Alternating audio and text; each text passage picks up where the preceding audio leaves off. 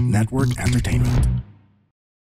So sa motor, gusto ko specifically mai-explain kung ano yung trabaho ng bawat controls na nakapatong sa handlebar at saka ron sa kanang paa mo. Kasi hindi mo na kailangan magkambyo eh. First gear lang all the way tayo. But the good thing about this is unti-unti parang binabite size natin kasi may mga nagtuturo talaga na ito yung preno, ito yung clutch, ito yung throttle. O paano pa wilid? Basta gusto mo yung gasolina, bitawan mo yung clutch. So, basta bara-bara.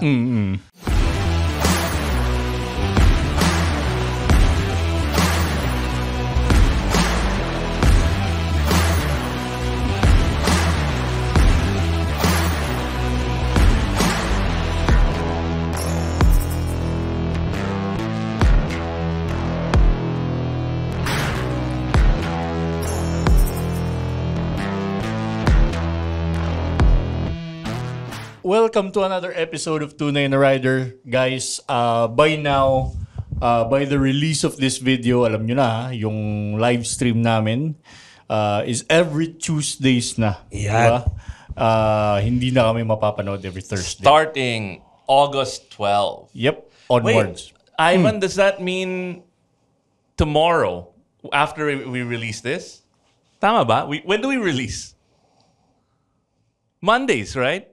Yan. We release it on Monday. Tomorrow, you can catch us on Tunay na Riders Facebook page. Live stream. Live stream. Yan. Ngayon, iba, anong pag-uusapan natin? Siyempre si Coach Nako. Mel to. Yeah. Over the last week, si King nakadalawang session na. Ako isa lang. Si Gino, nakadalawang session. Gino Rufino. And we were so grateful that Coach Mel is teaching us. Hindi ba tayo pro? Oo. Yeah. Is teaching us how to do wheelies, man. Oo. I'm doing it because I want to be a safe and responsible rider. I'm doing it to For the refine, gram. To refine my skill. For the grab. For the likes and the views. Yan. That's part of it kasi 'di ba namimili ko na tayo paminsan-minsan. Siyempre, mga rider mayabang. Oo. Sino ba tong guest natin, Iba? Does not need any introduction. Suki to, suki. Si Coach Mel Aquino is in the house. Of course, it's King Senko and Iba Bernardo. Now, Iba, bakit nga ba tayo nag-aaral mag-wheelie? Wait, bakit nga? No, seriously. Paano nangyari? Paano tayo nag-ano, Coach? Siguro nung Kasi, again, I'm not the kind of person to say, I want to learn how to do a wheelie. Yan. Napag-usapan lang natin kasi nung time na nandito tayo with CF Boto, with Ma'am Camille, Yung and Tristan. nandun kayo sa kabilang studio. Nandun kami sa kabilang studio. Nagkukwentuhan lang. Tapos nagtatanong si Gino nung paano kaya yung obstacle na yan, Coach? Paano ginagawa yan? So sabi ko, kailangan medyo marunong ka rin ng wheelie. Kasi para makuha mo yung obstacle ng lug, kailangan para hindi na kayo magbubuhat ng bike, mas mauubos kayo kasi pag gano'n yung ginawa Pagod nyo, mapapagod. mas lalo kayo mapapagod. To conserve your energy, you need to know how to pop up the front tire. Dahil pag umangat na yung harapan mo, susunod na yung likod eh. So ma-overcome na yung obstacle na yun. So si co-host mo, si Gino yung nag-umpisa. So we have Gino and Coach Mel to thank for this. Yeah. Naalala ko, Iba, nagkukwentuhan tayo nun. Nandyan tayo. Tapos, parang Na-overheard yun. na-mention mo, Coach, na na tinuturo din sa school mo yun. So, nagpakapal ng mukha tayo. Uy, Coach, sama kami. Ganun pala yun. And sa sobrang polite ni Coach. Ayan. Sige na nga. Sama kayo kay Sama Gino. na kayo. Okay, yun pala yun. Pero babayad kayo ng track fee, ha? Coach, in real world application, syempre kami ni Iba, di naman kami nag-FJ Moto, maarte kami. Yan. Hindi namin kaya ng walang proper CR. Hindi namin kaya yung guerrilla na ginawa ni Bakpago. Ayan. Paano namin magagamit in real world application yung pagwiwili namin? Well, pag pinag-usapan natin ng road safety or safety riding, pagka safe rider ka, dapat halos alam mo lahat yung situation na mangyayari sa loob o kung ano yung mga madadaanin sa kalsada. So, we don't have perfect roads here in the Philippines. Sobrang ang dami nating potholes. Pangit. Tapos, ang daming kamote. Tapos, hindi lang sa motor, pati sa mga four-wheelers, may mga kamote rin. So, yung nade-develop kasi dito sa mga skills training natin is yung ikaw at saka yung motor mo magiging isa. na maging part at extension ng katawan mo siya, na pagka halimbawang merong sumalubog sa'yo, alam mo kung paano mo siya iwasan, magbibiglang tumawid, or kahit anong situation na nakapatong ka sa motor, dapat mapagalaw mo siya na naaayon sa gusto mo. So, the only way to do that is, meron tayo tinatawag na playtime, or parang, pagka nasa isang safe environment ka, you can do whatever you want. Parang doon na i-stretch mo pa yung, uy, kaya ko pala gawin to, ito, kaya palang gawin to, or may bago ka natutunan, pwede mong i-apply doon. Kasi sa kalsada, hindi mo pwedeng gawin yun eh. Yeah. And going to does it mean, like we've built up skills with Coach Mel, right? It doesn't mean na kaya mo, gagawin mo. All the time. Because, all the time. Yung sa akin, it just means that I am now comfortable with the capabilities of the bike. And when I need that skill, I have the confidence to implement that whatever skill it is. No? And every single time, like before, takot ako na bumibigay yung likod. Diba? Fishtail. Kung may konting langis or Skid, the worst yung hindi buhangin eh. Yung lumot. Grabe. Okay. Diba? And even if you're not aggressively riding, and pumunta kang Baguio, pumunta kang Sagada, kung na-encounter mo yon, nakakatakot. At saka yan yung mga senaryo na kahit may ABS traction control, halos walang laban talaga dun eh. Or kung biglang may walang road and then biglang may nakapatong na bagong asphalt. Yan. Diba? Kung wala kang skills na ganito, bengkong yan or worse. O kalat. Kalat. Ako naman, ang nakikita kong advantage nito, no, or real world maganda sa application. photos. Well, maganda sa picture. Ang At saka pogi ni King na taas ng wheel yung yabang eh. pag nagre-review kami ng mga bike, Coach Mel, sa channel namin. Ayan. Diba? Yes. Kung nasa controlled environment naman kami, added pogi points yan para dun sa bike. At Alam na, at least ngayon, tunay na rider talaga si King. Kaya. Aminado. Diba? At saka diba, bukod sa review, minsan na-hire tayo. Ikaw, na-hire ka. Dumodouble tayo. Ako rin naman, Instant ganun. double tayo eh. At Basta least, naka-helmet kayong dalawa. hindi mahal tayo. Mas malaki ang bayad kasi pagka kita yung mukha namin. Kasi may expose kami. Kaya Tama. magkaiba presyo yan. Baka pagkita yung mukha namin, 500 lang. Ayan. Talo kami dun. Hindi yun, magagamit sa sa mga stunts. Yan. We get paid for it. We are considered professionals dyan. Yan. Magandang kalkulado yung galaw mo para hindi ka Exactly. ma-accidente. Safe pa rin. Yan. Maneuverity-wise, you can actually use it sa mga traffics. For example, yung kunyari sa trail site, no? Napasok kami sa isang one-liner or yung one route single track eh.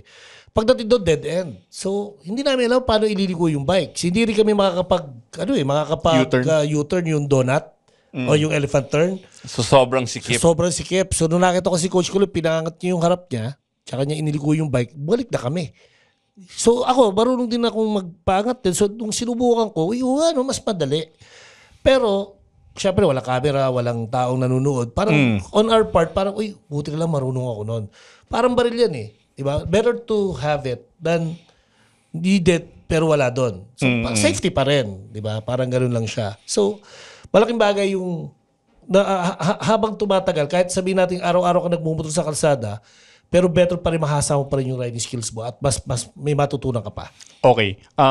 Coach, question. Di ba ang daming mga pangit na kalsada sa Pilipinas? Hindi Pangit na simentado. tao. Marami. Hindi, yung hindi simentado, yung mga fire road kung tawagin natin.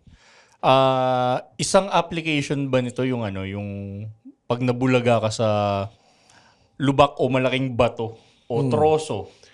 Yan, may Lalo tawag na tayo pagkatapos ng with the heavy rain, di ba? Yeah. May mga bato sa kalsada talaga. Yan, no. Ito yung doon papasok yung weight and the weight. So mapansin nyo, yung weight and the weight. And yung the weight. The weight, para mapagaan mo yung bike. Sayang, hindi ko na ipakita sa inyo. Kasi meron akong isang demo na ginagawa. Ganito kalaking bato. Dadaanan ko lang siya na nakaupo ako. Pag tinamaan ko yung bato, pwedeng gumulong or pwedeng gumalaw. Yung pangalawang gagawin ko naman doon, gagasan ko naman. Babanggay ko siya pero may kasamang throttle. So, aangat yung harapan. At yung pangatlong demo ko noon is, bago ako tumama rin sa bato, i-wait ko muna yung pegs, kukompress ko yung suspension, pag malapit na tumama, tsaka ako bubuksan yung throttle, sabay di-wait. Tatalon ngayon yung bike. Para magwiwili ka ng kaunti. Para ka magwiwili. Well, that's the basic of wheelie. Yung mapangat mo yung harapan. And then there were 2 types of wheelies. Yan. Yung unang wheelie, ito yung ginagawa natin before. Pag malakas yung horsepower ng motor, kahit hindi mo i-clutch, basta mahuhuli mo yung power ba ng bike, buksan mo yung throttle, just snap the throttle, aangat yung harapan. Ito rin yung it's the easiest wheelie because you can accidentally do it. Kahit di mo gusto. Kahit Hindi mo gusto. sinasadya.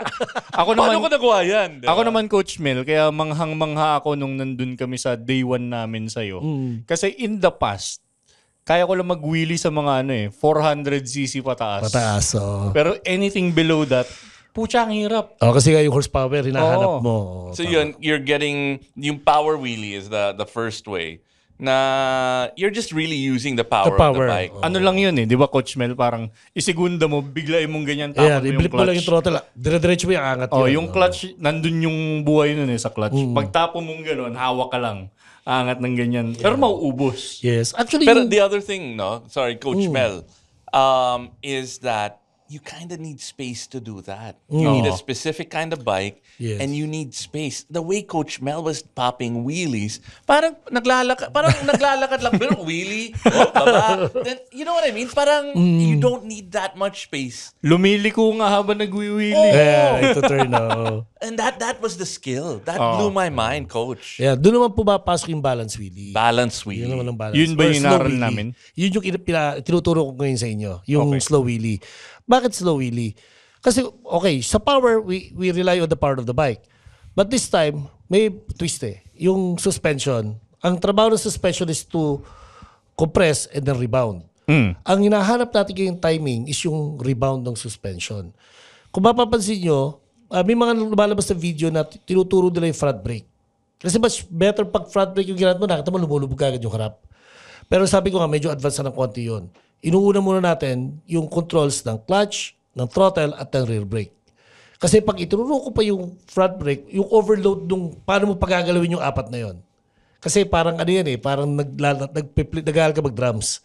So sa drums, yung snare muna, hanggang sa yung hi-hat, hanggang sa yung bass na, taka yung angat-angat ng hi-hat. So sa motor, gusto ko specifically mai-explain kung ano yung trabaho ng bawat controls na nakapatong sa handlebar at saka ron sa kanang paa mo. Kasi hindi mo na kailangan magkambyo First gear lang all the way tayo. But the good thing about this is, unti-unti, parang binabite size natin. Kasi may mga nagtuturo talaga na, ito yung preno, ito yung clutch, ito yung throttle. Paano pa wilin? Basta pag sumayin gasolina, bitawan mo yung clutch. So, basta bara-bara. So, dito, para mas inaral ko rin kasi siya kung paano ituturo. So, nag-search ako. May nakita nga ako dito sa United Kingdom na merong wheelie school. And they're using MTO9s at saka MTO7. Ang ginagawa lang, hindi lang pinagagamit na clutch. As in, papasok muna sa first gear, tapos biglang ibiblip yung throttle. Pero meron silang mono wheel sa likod. Na pag tumama na yon, meron siyang wire na nakalawit na pag tumama yun sa semento, nagka-cut off yung engine. Tapos pag umangat ulit yung rod na yon, bumabalik ulit yung power ng engine. So, sabi ko, paano kaya dadalhin sa Pilipinas yung ganong klaseng technology? Then, meron tayong stationary wheelie machine. Which is, by the way, shout out kay Pong Ilagan. Siya yung gumawa nun. Okay? Si Pong Ilagan. Ayan. Okay, before we go into that, you explained that there are different skills that you need to build on and get a feel for before you can get to the final stage. Exactly. And you've created curriculum na step by step. Step by step. And you've created machines Yes. that now will help you Simulate. get muscle memory and get a feel for balancing, for actually being on the ground and moving and popping a wheelie with the clutch and ano yung mga steps na to, Coach? Okay, we start first doon sa classroom. No? Theoretical. Mahina ako sa classroom. Paano umaangat yung harapan, asan dyan yung V-balance. Kung napansin nyo, naglabas muna ako ng kalaykay. Oo. So just to get the parang kung eto nagagawa mo, kaya mong magpawili kasi meron kang sense of balance eh. Then from that theoretical, pupunta na tayo sa controls, body position. Kasi very important yung body position kasi yun yung napansin ko kay Ito kay nasa King, motor na tayo. Oo, ito yung nasa motor na hindi po na umandar yung makina. So front brake lang, Static. static Just lang pumping. natin, pinapump natin. So kinukuha naman natin yung timing ng suspension. Then yung sumunod doon, pinaikot ko na kayo, just warm up with the bikes. Wait, kasi, before that, I want to say the other really awesome thing about going to Coach Mel's school is you have your pick of motorcycles. And he will pick the bike that is right for you. I'm bigger. Best for you. So I got to use the Cero. The Zero, yeah. And si Gino is a little bit smaller. Yeah, the So, CRF 125F. CRF 125. So pwede ka pumili. Yes. Yeah. And the other bonus of that is you don't have to use your bike. Yeah. You can drop Coach Mel's bike. Ayan. Okay lang. Okay lang. Okay lang. Part yun nung So you training. get to pick the bikes. Yeah. And you pick the one that matches us when it comes to powers, Yes. engine size, Height. weight, height, all of these things. Okay, now Yeah. after Yun, that, yun yung reason kung ba't gusto ko mag-warm up lap muna kayo. Kasi isa rin yun para ma-assess ko yung student kung ano ba yung position niya sa motor, tama ba yung upo niya, paano siya mag-control ng throttle, clutch, pagka which is napansin natin kay Gino na doon natin na nakita na, Papa Gino, medyo ito pa pala yung kailangan mong i-correct. So, from there, hindi yung wheelie kagad eh. and then the How you warm-up is handle the bike, important, eh. Coach. Yes, Kasi oo. ako, it's not like I ride off-road all the time. I ride on-road. So, the first couple of laps, si Coach Mel was like, Iba, you gotta Stiff. loosen up, you Yes. gotta Oo. And then, by the end of the day, medyo nagde-drift na lang ako. Yeah, I mean, ang laking bagay to have that space to play and to warm up. Si Yeah. King, parang diretso na sa... Dire-diretso kasi- Bata pa eh. Walang takot eh. Coach, dun sa sa warm-up lap, nade-determine mo na rin kung ano yung level ng estudyante, Yes. saan mo na siya sisimulan. Totoo yan, oo. At ano-anong kailangan mo pa niyang i-improve. Yes, kasi katulad sa basic off-road natin, yung isang course natin para sa mga riders na nagkakalsada na, pero first time sa off-road, hindi ko muna sila tinuturuan ng agad-agad. So mapapansin nyo, nag-stretching muna tayo para hindi sumakit yung katawan natin. Pangalawa is... Sumakit pa rin, Coach. Yun na nga. Pangalawa is, may bike handling pa kami noon eh. Yung nakita nyo yung, may kasabay tayo estudyante noon. Pero kayo, hindi ko na kayo pinag-bike handling. Diretso na kagad kayo rin sa assessment ko, which is yung warm-up lap nyo is the assessment na rin ng rider. From there, hinaya ko lang mag-ride lang kayo just to make sure na, okay na, medyo relax na, kilala nila yung motor. So, nung after nun, so doon natin ipinasok yung isa-isa, yung controls. So, buksan mo muna yung throttle, tignan mo, magbabago yung power niya, kung makikilala nyo lang yung throttle. After nun, si clutch naman. Then, yung pinakahuli nga, yung rear brake. So, kumbaga, parang to pop the front, kailangan si clutch sa throttle. To put it down, you need to hold the clutch and the rear brake naman. You step under the brake. So parang yung, kumbaga sa sayaw, pitik-pitik muna tayo, progressive tayo. Alam mo, Coach, ang pinaka key takeaway ko dun is accuracy talaga. Kasi tulad nga sinasabi ko kanina, sa malaking motor, madali siyang gawin eh. Yeah. Pero mauubos ka pag nakaangat ka na sa RPM, mag-equalize na siya diretso. And you need space. Yes. Hindi pwede sa ganon ikling space. Yes. Yung natutunan natin kay Coach Mel, like, kung paano ko siya ipapop, talagang accurate dapat yung controls, timing, tsaka yung body position. Hindi ko alam, Coach, ako nahuli ko sarili ko eh. Alam ko na yung controls, pero ang pumipigil sa akin, masyado ako nasa una ng motor. Yes, oo. Na nung lumikod na ako, pucha, ang taas pala ng kaya kong gawin. Yeah, that creates yung tawag natin, counterweight. So doon na-discover mo na si counterweight na, kasi ang rider nga, pagka umangat yung motor, pag nakaganon ka, mas lalong tataas yung bike. Kasi bumibigat yung harap, so kailangan itingala mo pa siya eh. Pero para lang hindi sobrang tingala, when you lean back, yung height ng front tire medyo bababa din. Kasi parang V-formation na kayo, may counterweight na eh. Kaya pansinin nyo, pag nagpapawili kami, before I was a Suzuki stunt rider nga pala, para lang may background lang na before I was doing wheelies in Taytay Rizal, every fiesta, may parada ng motor sa Taytay Rizal. Kasi it's like a little Dumaguete. So during the parade, kami mga rider na marunong magpawili, we do stunts. Pero control na ba kasi during the parade. Parada yun eh. Oo, parada siya. Then napasok ko sa Suzuki, naging team captain tayo ng Suzuki Stunt Team, ang kauna-unang organisadong stunt team sa Pilipinas. Anong taon to, Coach? Nako, this is 2003, 2004. Okay. Ayan, 0304. Grade 4 lang Ayan. ako ng coach. Then, at the same time, yung racing team, hinandle ko na rin yun. So, para ako jack of all trades yung mga panahon na yun. Pero sabi nga, pili ka ng isa, focus ka doon.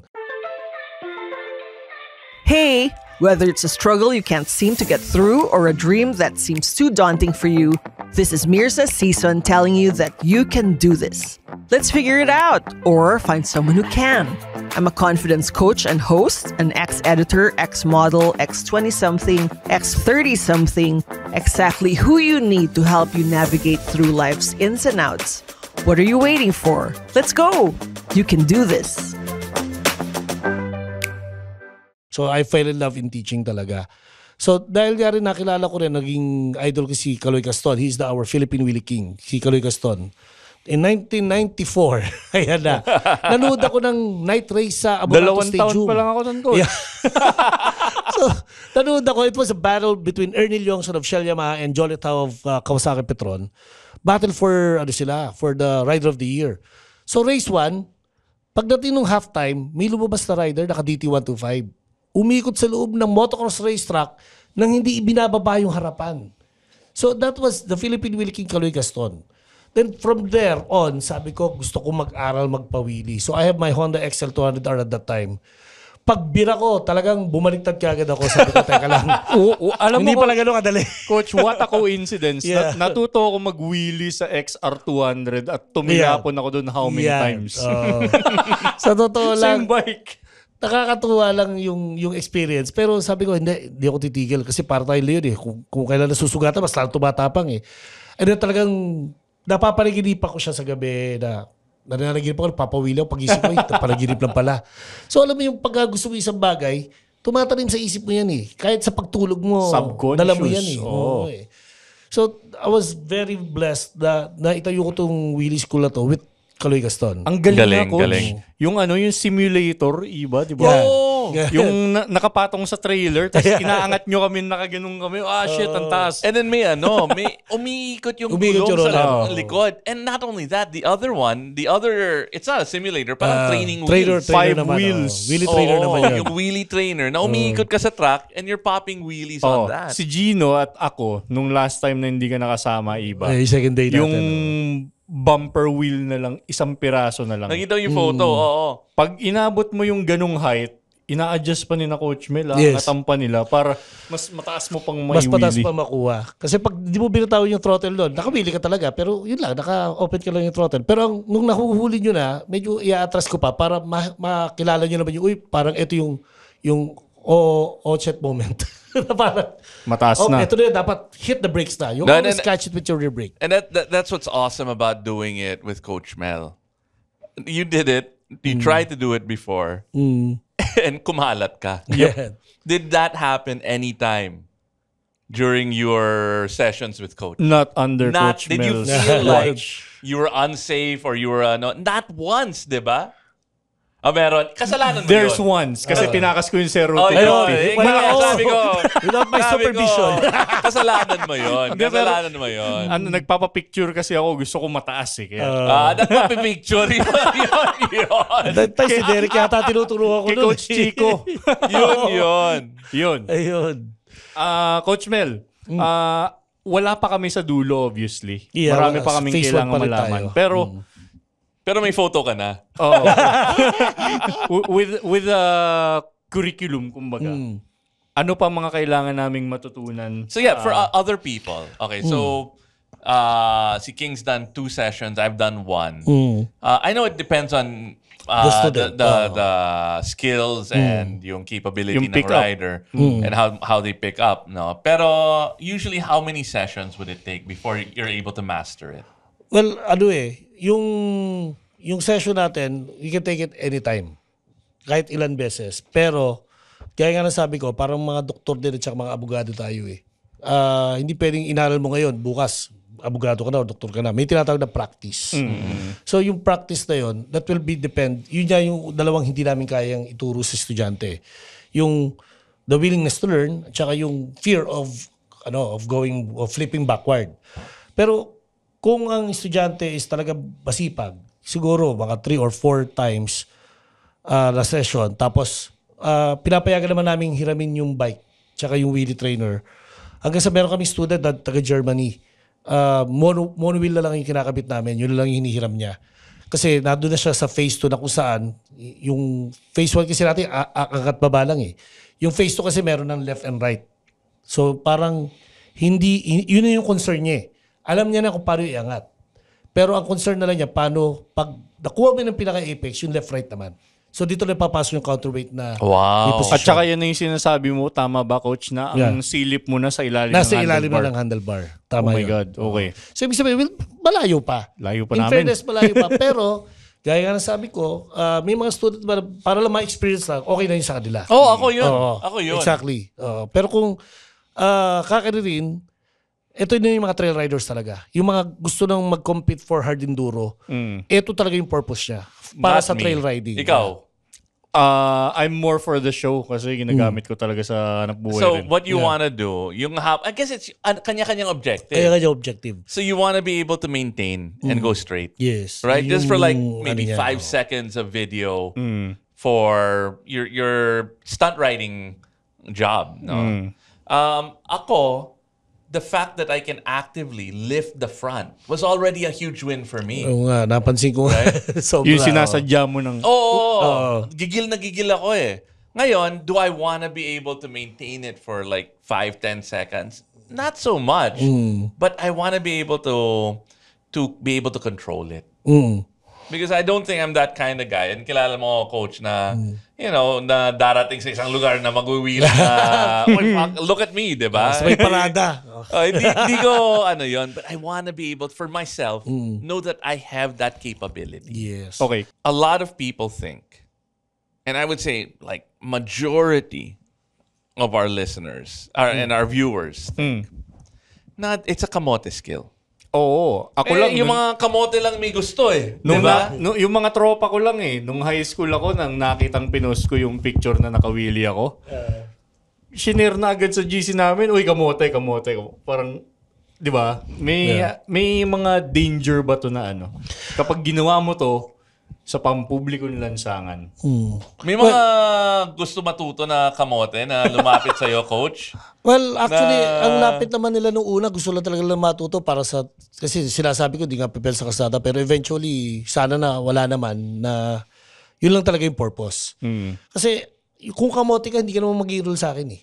Kasi ang kamote kasi gusto nila, gagawin na nila. Kaya ko yan, ganyan. So the mere fact na nag-enroll ka sa wheelie school Yeah. is already a filter that says na hindi ka kamote. Exactly. Buti pala sumama ako. May certificate ka na. certificate, wheelie session. Hindi kailangan ng kamote ng certificate. Okay. Yan. So, Coach, ano naman yung maaring consequences pag ito ginawa mo sa daan, pasaway ka, okay. sa traffic, sa pag-green nung Kung ang stoplight? galing mo sumingit, di ba? Isang gulong lang eh. Galing-galing mo na kumanagano sa traffic. Oo. Well, actually, ito, true story to. Yung, mula nung napanood ko nga si Coach Kaloy Gaston, na-inlove ako sa wheelie. So, dito dumating na ngayon time yung natututo na ako. Nung panahon natin, makikinatin na tayo. Natin. Kasi, nung araw, hindi naman gano'ng karami sakyan eh. Tapos hindi gano'ng karami yung motor. Oh. Kung may kamote nun, kami lang yun. No, it's true. I mean, we have the best experience. Best childhood Tsaka experience. And then wala pang social media. Wala nun. pang social media. Walang may dashcam. Wala. As in, totally wala. At that time, But I mean, everybody matures. I think lahat tayo nag-uumpisa Totoo as a yan. kamote. Minado Yes. ako, ganun ako dati. And then we get educated. Yeah. And most of us, become more responsible. Yung mga the people who don't evolve and grow. Yan. Yun ang true kamote talaga. Oh, yun coach, dangers and consequences pag ginawa to sa kalye.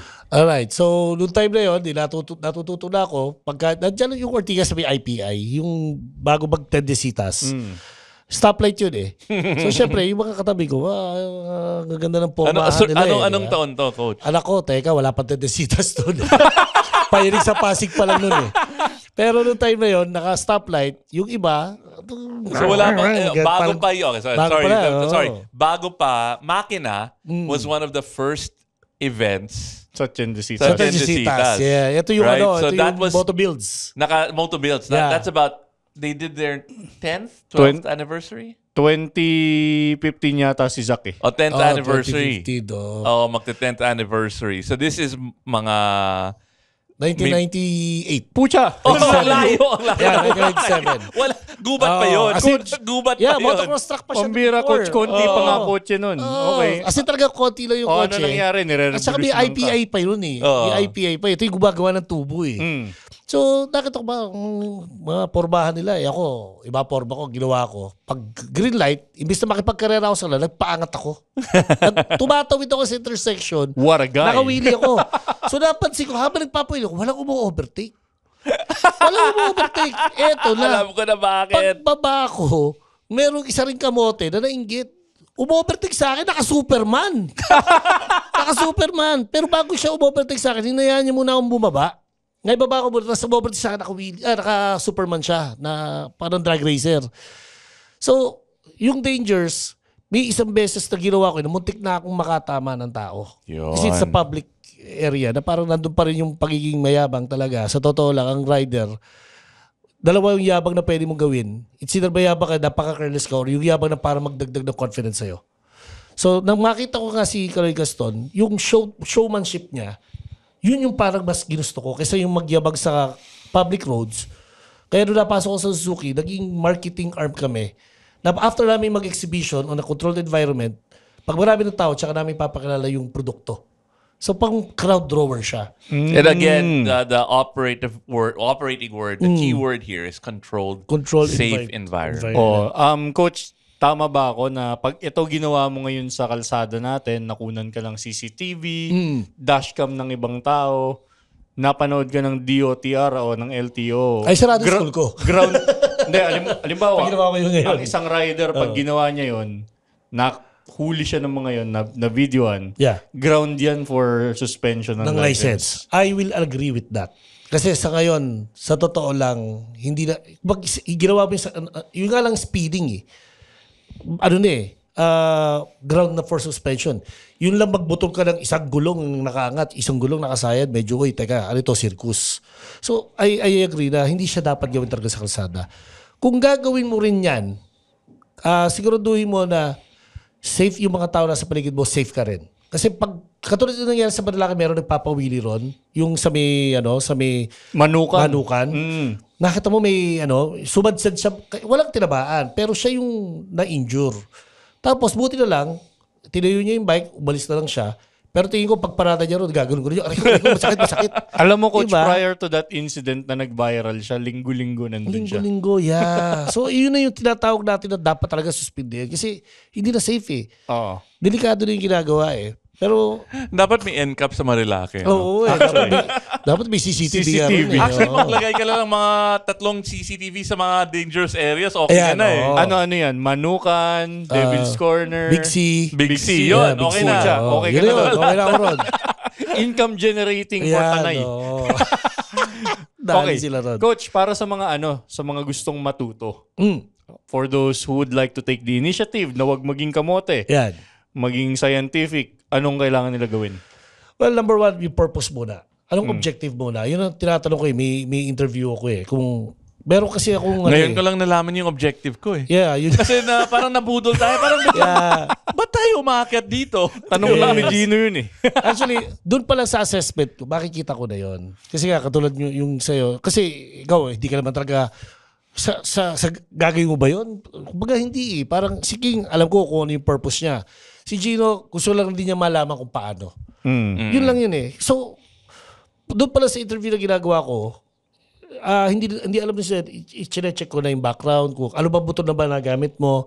Kasi nagkaroon na ako, bago ko ito yung riding school, nagkaroon muna ako ng 3 rider na student na kakilala nyo. Sina Derek Key, yung isang rider na nag-aaral na ng trail module sa akin. Si Ian yata. Tsaka si Ian. Ian Gongona.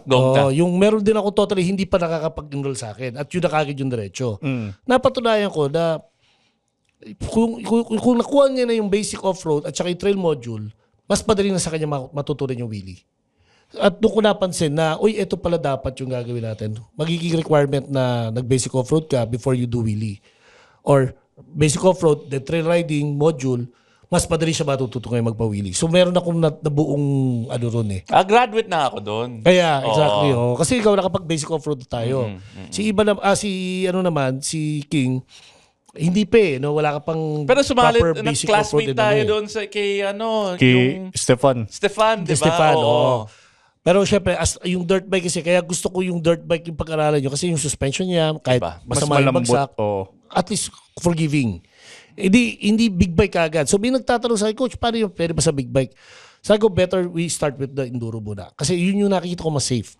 Kung bagsak ka man yan, enduro pa rin, medyo bagang pa rin siya. Kaysa sa 400cc or 1,000cc motorcycle na dadagad sa'yo. So safety pa rin yung nasa isip ko na agree. tuturuan kita, pero makinig ka sa akin. Ito yung gagawin muna natin. Parang ganun yung naging and then unti-unti ka mag-level up. Yes. So, ka na diretso sa big bike. So, initiative, mag-enroll sa'yo. Yan. At i-practice to responsibly. Yun. Yeah. Open naman yung KRB track for practice eh. So, we do bike rides naman. Yung equipment, kung kailangan gamitin, pinapagamit din namin yun. Then ako, it's so much fun. Diba? Ang saya. I mean, kesa manood lang ako ng Netflix. And also, it's great exercise. Exercise, exactly. Grabe, ang sakit ng katawan ko doon. Ako rin. Tsaka yung kamay nyo. Alam mo, nag-blisters ako. Blister. Grabe. Alam mo, Coach, ang Mali yata yung gloves na suot ko. Also. Medyo maluwag yun. Medyo, kailangan dapat yung hindi siya mas kapit. kailangan, as in, fit like a glove talaga. Ako naman, Coach, ang naging problema ko noon, araw na yun, arm pump. Arm pump naman. Nagigigil ka ba masyado? Ako rin. Yun. Nanginginig na yung nagka-cramps na. Yes. Yung arm pump Nagko-close ko, yung kamay ko. yung arm pump ko, bro, sa pagpigil sa sarili ko na wag gumanon. Ginaganyan ko. Kakaiba sa akin yung layback. Kakaiba sa akin yung unat na unat yung kamay ko na parang antigas. Yung sa akin yung gigil. Ako may sinend ako sa chat group eh, di ba? Yung video na So para lang makita nyo na, pero tama yung... ang pinipilit kong gayahin, Coach, yung grace nung sayo. Pinakikinggan ko yung RPM eh. Parang, woo! So lahat yun sa phase 1 manggagaling. Parang walang kahirap-hirap kay Coach Mel. Yun yung sinusubukan ko gayahin. Yeah. Yung kailangan alam ko na mag-confident yung kayo. isang skill na kailangan ni King. Si King ayaw sumayaw eh. Ayan, yung bewang.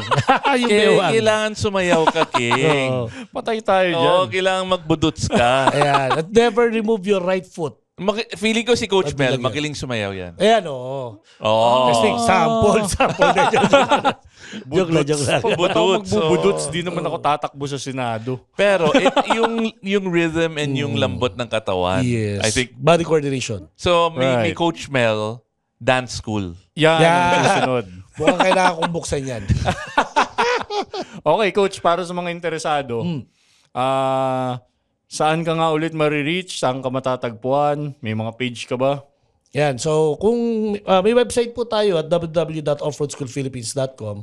Meron din tayong Facebook page at Motorcycle Riding School Philippines. At meron din tayong YouTube, Melakino Official. At meron din tayo sa Instagram, Melakino lang. Yun lang hanapin nyo. Yan. Alright. So, message lang kayo. Si Miss Vin po ang sasagot.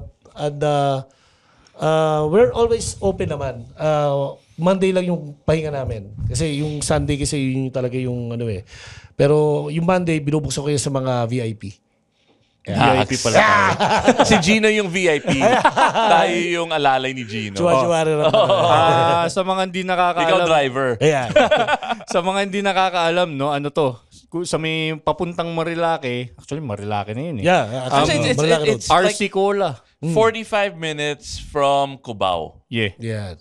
Lapit lang. Kung madalas kayo sa Shell Pugon, it's 10 kilometers. Before Shell Pugon. Di ba? Shell Pugon na kayo, Babiyahe kayo ng 10 kilometers, sando na kayo.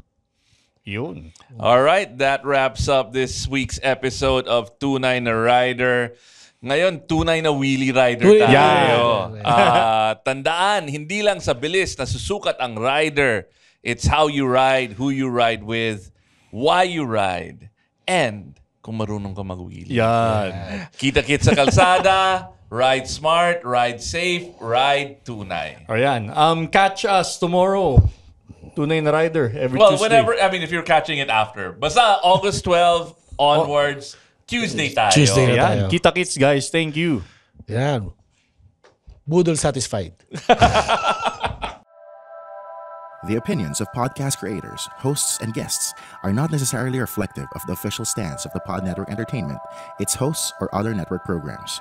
The content created by the people behind the podcast is personal and not meant to harm any religion, ethnicity, group, organization, company, or individual.